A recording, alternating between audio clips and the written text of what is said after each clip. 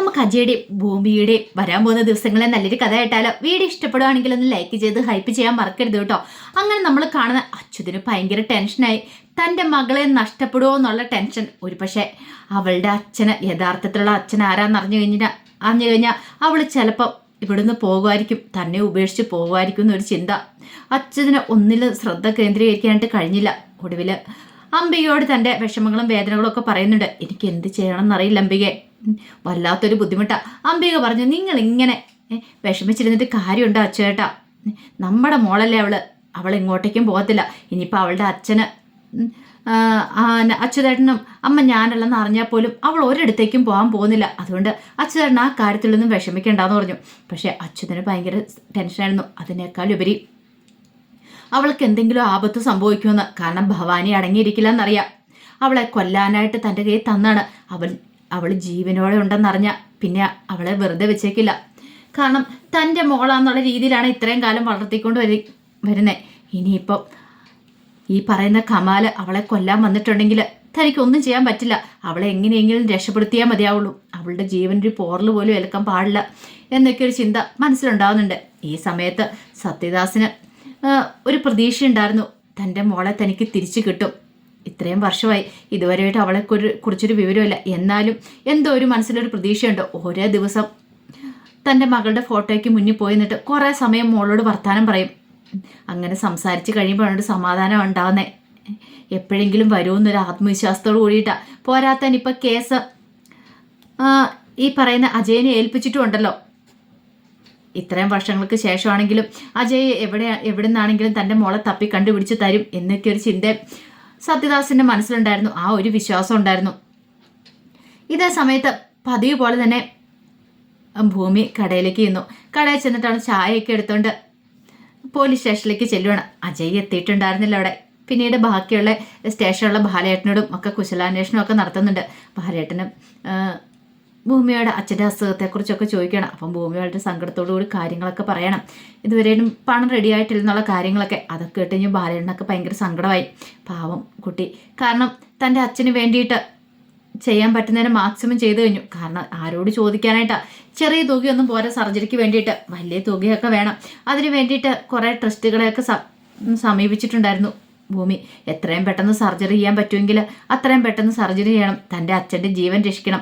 ആ ഒരു ചിന്ത മാത്രമേ ഭൂമിയുടെ മനസ്സിലുണ്ടായിരുന്നുള്ളൂ.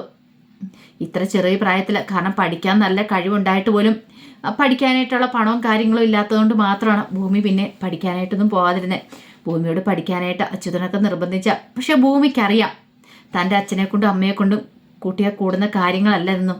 കാരണം ക്ലാസ്സിൽ ഫസ്റ്റായിട്ടും ടോപ്പായിട്ടും അവൾക്ക് മുന്നോട്ടുള്ള പഠിത്തത്തിന് വേണ്ടിയിട്ട് പണം ഉണ്ടാക്കാനായിട്ട് അച്യുതനൊക്കെ നന്നായിട്ട് ബുദ്ധിമുട്ടിയിട്ടുണ്ടായിരുന്നു. ഇനിയും ഇങ്ങനെ മുന്നോട്ട് പോയിട്ടുണ്ടെങ്കിൽ തൻ്റെ അച്ഛൻ്റെ അമ്മയുടെയും കഷ്ടപ്പാട് താന് കണ്ടുകൊണ്ടിരിക്കേണ്ടി വരും. അതുമാത്രമല്ല ഇപ്പം തന്നെയാണെങ്കിലും കുറേ കടങ്ങളും കാര്യങ്ങളൊക്കെ ഉണ്ട്. അതുകൊണ്ട് ഭൂമി ആ ഷോപ്പ് എന്നുള്ള ഉത്തരവാദിത്തത്തിലേക്ക് ഇറങ്ങി തിരിച്ചേ. എങ്ങനെയാണെങ്കിലും കുറച്ച് ആളുകൊണ്ട് കുറച്ച് പൈസയൊക്കെ ഉണ്ടാക്കി വീണ്ടും പഠനം തുടങ്ങാമെന്നൊക്കെ ചിന്തിച്ചുകൊണ്ടിരിക്കുമ്പോഴാണ് അച്ഛൻ്റെ അസുഖങ്ങളും കാര്യങ്ങളൊക്കെ വരുന്നത്. അതുകൊണ്ട് ഭൂമിക്കാണെങ്കിലോ എന്ത് ചെയ്യണമെന്ന് പോലും അറിയത്തില്ലാത്തൊരവസ്ഥയാണ്. ഇപ്പോൾ ഭൂമിക്ക് പഠിക്കുമൊന്നും വേണ്ട. പക്ഷേ ഭൂമിയുടെ മനസ്സിൽ ഒരു ചിന്ത മാത്രമേ ഉള്ളൂ, തൻ്റെ അച്ഛൻ്റെ ജീവൻ എങ്ങനെയെങ്കിലും രക്ഷിക്കണമെന്നൊരു ചിന്ത മാത്രമേ ഉണ്ടായിരുന്നുള്ളൂ. ഈ സമയം അച്യുതൻ്റെ ഒരു കാര്യം തീരുമാനിച്ചു. സത്യദാസിനെ പോയി കാണണം. ഒരു പക്ഷേ അയാൾക്ക് ഇനി എന്തെങ്കിലും സംശയമുണ്ടോ, അയാളുടെ മോളെക്കുറിച്ച് എന്തെങ്കിലും സംശയമുണ്ടോ എന്നൊക്കെ അറിയണം എന്നൊക്കെ വിചാരിച്ച് സത്യദാസിനെ കാണാനായിട്ട് സത്യദാസിൻ്റെ വീട്ടിലേക്ക് ചെല്ലുവേണം. ഈ പറയുന്ന അച്യുതനെ കണ്ടു കഴിഞ്ഞപ്പോഴത്തേനും മനസ്സിലായി. കാരണം ഭൂമിയുടെ അച്ഛനാന്ന് പറഞ്ഞു ഇതിനു മുമ്പ് അവിടെ ചെന്നിട്ടുണ്ടായിരുന്നു. കാരണം ഈ പറയുന്ന പൂജകളും കാര്യങ്ങളൊക്കെ നടക്കുന്ന സമയത്ത് പലഹാരങ്ങളുമായിട്ട് അച്യുതനാണ് ചെന്നത്. അങ്ങനെ ചെന്ന് അച്യുതനുമായിട്ട് സംസാരിക്കുകയാണ് സത്യദാസ്. സംസാരിക്കുന്ന സമയത്ത് അച്യുതൻ പറഞ്ഞു, മോള് വീട്ടിൽ വന്ന് പറഞ്ഞിട്ടുണ്ടായിരുന്നു സാറിൻ്റെ മോളെയും ഭാര്യയും കാണാനില്ലെന്ന്. അപ്പം മോൾക്കും അതിനകത്ത് നല്ല സങ്കടമുണ്ട്. അപ്പം അതൊക്കെ അറിഞ്ഞപ്പോൾ എനിക്കൊരു വിഷമമുണ്ടായി. അതുകൊണ്ടാണ് ഞാൻ ഇങ്ങോട്ടേക്ക് സാറിനെ കാണാൻ വന്നതെന്നൊക്കെ പറഞ്ഞു. അല്ലാതെ ഈ പറയുന്ന സത്യദാസിൻ്റെ മോളാണ് തന്നോടൊപ്പം ഉള്ളതെന്നുള്ള കാര്യങ്ങളൊന്നും അച്യുതൻ പറഞ്ഞില്ല. ആ സമയത്ത് സത്യദാസ് പറഞ്ഞു, എനിക്കറിയാം അവൾ എവിടെയായിരുന്നെങ്കിലും അവൾ വരും എൻ്റെ അടുത്തേക്ക്. ആൻറ്റി ചിലപ്പോൾ വർഷങ്ങൾ കാത്തിരിക്കേണ്ടി വന്നേക്കാം, എന്നാലും അവൾ വരുമെന്ന് പറഞ്ഞു. അപ്പോഴേക്കും അച്യുതനൊന്നും അറിയത്തില്ലാത്ത മട്ടി പറഞ്ഞു, സാറേ ഇനിയിപ്പോൾ അവൾ വന്നാലും അവൾക്ക് ഒരു പക്ഷേ ഇത്രയും കാലം ഒരു അച്ഛനും അമ്മയും ഉണ്ടാവുമല്ലോ. അപ്പോൾ അവരെയൊക്കെ ഉപേക്ഷിച്ചിട്ട് വന്നാലും അവളുടെ മനസ്സിൽ അവരായിരിക്കില്ല അച്ഛനും അമ്മയൊക്കെ. അപ്പോൾ സാറിനെ അവർക്ക് ഉൾക്കൊള്ളാൻ സാധിക്കുമെന്ന് ചോദിച്ചു അവൾക്ക്. അതൊക്കെ ഞാൻ എന്താണെന്ന് വെച്ചാൽ ചെയ്യുക അച്ഛതാ, ആ കാര്യത്തിൽ എനിക്കൊരു ബുദ്ധിമുട്ടുമില്ല. കാരണം എൻ്റെ മോളുടെ മനസ്സിൽ നിന്ന് അവളുടെ ഇപ്പോഴുള്ള അച്ഛനും അമ്മയൊക്കെ ഞാൻ എടുത്തു കളയും. ഞാൻ മാത്രമായിരിക്കും പിന്നെ എൻ്റെ മോളുടെ മനസ്സിൽ. അത് ഞാൻ തീരുമാനിച്ചുറപ്പിച്ച കാര്യമാണ്. എൻ്റെ മോളെ കിട്ടുമെന്ന് തന്നെയാണ് എൻ്റെ പ്രതീക്ഷ. ഞാൻ പ്രാർത്ഥിക്കുന്ന ദൈവങ്ങൾ എന്താണെങ്കിലും അവൾ എൻ്റെ കൺമുന്നിൽ കൊണ്ട് തരാതിരിക്കില്ല എന്നൊക്കെ പറഞ്ഞു. അച്യുതൻ അതെല്ലാം കേട്ട് കഴിഞ്ഞപ്പോഴത്തേനും വല്ലാത്തൊരു വീർപ്പ് മുട്ടലായിരുന്നു. കാരണം അച്യുതന് മനസ്സിലായി താൻ മോളെ വിട്ടുകൊടുത്താൽ പോലും ഒരു പക്ഷേ പിന്നീട് തനിക്ക് തൻ്റെ മോളെ കണ്ടു കിട്ടാൻ പറ്റിയെന്ന് വരത്തില്ല. ഇയാളുടേതാക്കി മാറ്റിയെടുക്കും. ആ ഒരു ചിന്ത അച്യുതനെ വല്ലാതെ ഭയപ്പെടുത്തി. എന്ത് ചെയ്യണമെന്ന് പോലും അറിയില്ല. പക്ഷെ അച്യുതന് സത്യദാസിന് മുന്നിൽ നന്നായിട്ട് അഭിനയിച്ചു. മോളെ കിട്ടും എന്നൊക്കെ പറഞ്ഞിട്ട് ഇങ്ങനെ ആശ്വസിപ്പിച്ചിട്ടാണ് തിരിച്ചിറങ്ങുന്നത്. അങ്ങനെ വന്നു കഴിഞ്ഞപ്പോഴത്തേനും വീട്ടിലേക്ക് വന്നു കഴിഞ്ഞപ്പോൾ അംബിക പറഞ്ഞു, മോളെ വിളിച്ചിട്ട് കിട്ടുന്നില്ല, അവളെ ഒന്ന് വിളിക്കുക അച്യുതേട്ടാന്നും പറഞ്ഞുകൊണ്ട് വേവലാതിപ്പെടുവാണ്. അത് കേട്ടപ്പോൾ അച്യുതൻ ദേഷ്യപ്പെട്ടു. എപ്പോഴും നീ എന്തിനാ മോളെ വിളിക്കുമെന്ന് പറഞ്ഞുകൊണ്ടിരിക്കണേ? അവൾ ഇങ്ങോട്ട് വന്നോളൂല്ലേ? ഈ കണക്കിന് അവളെ നമ്മൾക്ക് നഷ്ടപ്പെട്ടു പോയിട്ട് നീ എന്ത് ചെയ്യുമെന്നൊക്കെ ചോദിച്ചു. നഷ്ടപ്പെട്ടു പോകാൻ അച്യുതേട്ടൻ എന്താ പറയണേന്നൊക്കെ ചോദിച്ചുകൊണ്ട് അംബിക ഒന്ന് കരയുവാണ്. അച്യുതന് ആകെ സങ്കടമായിപ്പോയി. കാരണം അച്യുതൻ്റെ മനസ്സിലുള്ള സങ്കടമാണ് ദേഷ്യമായിട്ട് പുറത്തു വന്നത്. അച്ഛൻ പറഞ്ഞു, അതല്ല അംബികയെ, എനിക്ക് നല്ല ഭയമുണ്ട് അവളെ നമുക്ക് നഷ്ടപ്പെടുവാന്ന്. ഇനി നഷ്ടപ്പെട്ട് കഴിഞ്ഞാൽ നമ്മളത് സഹിക്കണ്ടേ? ഒരച്ഛന് ഇപ്പോഴും കണ്ണീരോടുകൂടി അവൾക്ക് വേണ്ടി കാത്തിരിക്കുക, പ്രാർത്ഥനയോട് കൂടിയിട്ട്. എനിക്കത് കണ്ടിട്ട് എനിക്ക് സഹിക്കാൻ പറ്റുന്നില്ല. നമ്മുടെ മോളെ വിട്ടുകൊടുക്കാനും പറ്റുന്നില്ല. എന്ത് ചെയ്യണമെന്ന് എനിക്കറിയില്ല എന്ന് പറഞ്ഞു. അവൾക്ക് എന്തെങ്കിലും ആപത്ത് സംഭവിച്ചിട്ടുണ്ടെങ്കിൽ അത് സഹിക്കാൻ പറ്റില്ല എന്ന് പറഞ്ഞു. ആ ഒരു വിഷമം അച്യുതൻ അംബികയായിട്ട് പങ്കുവയ്ക്കുന്നുണ്ട്. ഇതേ സമയത്ത് എൻഗേജ്മെൻറ്റിന് സമ്മതമല്ല എന്നുള്ള കാര്യങ്ങളൊക്കെ അജയ് വിളിച്ചിട്ട് അഞ്ജനയോട് പറഞ്ഞിട്ടുണ്ടായിരുന്നു. അഞ്ജനയ്ക്കാണെങ്കിൽ എന്ത് ചെയ്യണമെന്ന് അറിയത്തില്ല. ഇതങ്ങനെ വെറുതെ വിട്ടിട്ട് കാര്യമില്ല. ഒടുവിൽ അഞ്ജന എന്നിട്ട് സൗഭാഗ്യ മുത്തശ്ശിയോട് കാര്യങ്ങൾ പറയുന്നുണ്ട്. അജയ്ക്ക് ഈ വിവാഹത്തിന് സമ്മതമല്ല മുത്തശ്ശി, എൻ്റെ മനസ്സിൽ അജയ് മാത്രമേ ഉള്ളൂ, എനിക്ക് എന്ത് ചെയ്യണമെന്ന് അറിയില്ല എന്നൊക്കെ പറഞ്ഞു. ഒടുവിൽ മുത്തശ്ശിയെ അജയനെ വിളിച്ച് ഉപദേശിക്കുകയാണ്. എടാ, ഞാൻ മുമ്പ് പറഞ്ഞു വെച്ചിരുന്നേ നീയും അഭിരാമിയും തമ്മിലുള്ള വിവാഹത്തെക്കുറിച്ചായിരുന്നു. അവളൊരു പക്ഷേ ഇവിടെ ഉണ്ടായിരുന്നെങ്കിൽ നീയും അവളും തമ്മിലുള്ള വിവാഹം നടക്കണ്ടായിരുന്നുള്ളൂ. പക്ഷെ അവളില്ലല്ലോ. അവളില്ലാത്ത സാഹചര്യത്തിൽ ഇനിയിപ്പം നിന്റെ മുറപ്പെണ്ണല്ലേ അഞ്ജന, നീ അവളുടെ കഴുത്തിൽ താലി ആർത്തണമെന്നൊക്കെ പറയണം. ആ സമയത്ത് അജയ് പറഞ്ഞു, അത് പിന്നെ മുത്തശ്ശി നീ കൂടുതലൊന്നും പറയണ്ട, അവളുടെ കഴുത്തിൽ താലി ആർത്തിയേ മതിയാവുള്ളൂ, ഇതെൻ്റെ തീരുമാനമാണ്, ഇവിടെ എല്ലാവർക്കും സമ്മതമാണെന്ന് പറഞ്ഞു. അവൾ നല്ല കുട്ടിയല്ലേടാ, നിനക്കറിയാവുന്ന കുട്ടി, പിന്നെ നീ എന്തിനാ അവളെ ഇങ്ങനെ അവോയ്ഡ് ചെയ്യുന്നേ? എന്താണെങ്കിലും ഞങ്ങൾ തീരുമാനിച്ചു കഴിഞ്ഞു, അതിനൊരു മാറ്റം ഉണ്ടാകത്തില്ല. ഇനി അധികം വൈകാതെ എൻഗേജ്മെൻറ്റും കാര്യങ്ങളൊക്കെ നടക്കുമെന്ന് പറഞ്ഞു.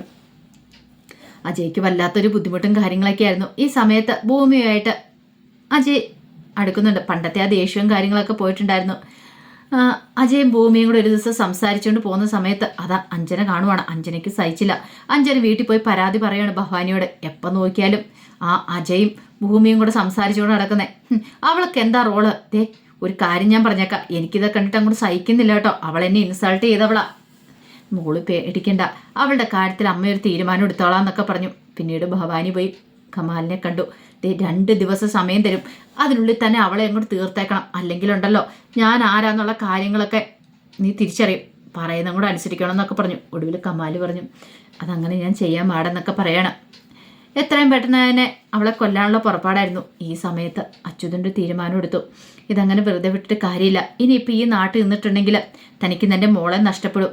ഒരു പക്ഷേ സത്യദാസ് തിരിച്ചറിയും ഇതാണ് തൻ്റെ മോളെന്നുള്ള സത്യം. അതുമാത്രമല്ല, അല്ലെങ്കിൽ ഈ പറയുന്ന ഭവാനിയുടെ ആൾക്കാർ ഗുണ്ടകൾ വന്ന് അവളെ ഇല്ലാതാക്കും. അതിനു മുമ്പ് എങ്ങനെയെങ്കിലും രക്ഷപ്പെടണം തന്നെ വിചാരിക്കുകയാണ്. പിന്നീട് ഒരു ദിവസം ഭൂമി അവിടെ ചെല്ലുന്നുണ്ട്. സത്യദാസിനെ കാണാനായിട്ട് വീട്ടിലേക്ക് ചെല്ലുന്നുണ്ട്. അപ്രതീക്ഷിതമായിട്ട് അങ്ങോട്ടേക്ക് ചെല്ലേണ്ട സാഹചര്യം ഉണ്ടായി. അവിടെ ചെന്ന് കഴിഞ്ഞപ്പോഴത്തേനും സത്യദാസിന് ഭയങ്കര സന്തോഷമാണ് ഭൂമിയെ കണ്ടു കഴിഞ്ഞപ്പോൾ.